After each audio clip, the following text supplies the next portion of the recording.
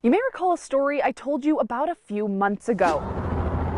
4 bull elk that were trapped in a frosty lake. Fortunately for them, they were rescued, but recent social media posts about an animal that's trapped in the ice here at Hyalite, well, that animal wasn't as lucky. So let's talk about this warm winter and if it's affecting wildlife.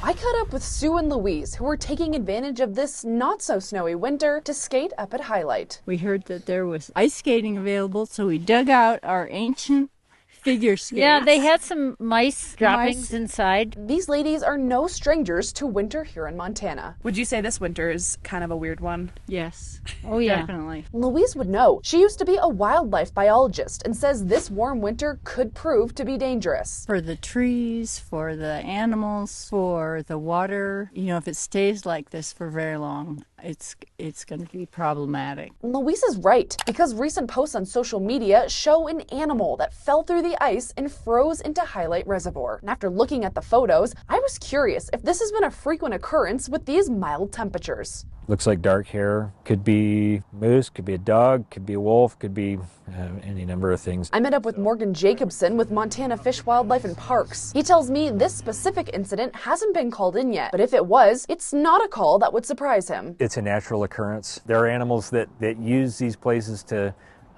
pass through, whether it's on a river or a reservoir. Sometimes it doesn't end well for the critter, but it is something that happens probably every year. Although falling through ice can be common for animals, for humans, it's preventable. Being aware of how thick that ice is and knowing that ice thickness can be different across the water body is important for people to know. So always be sure there's a minimum of 4 inches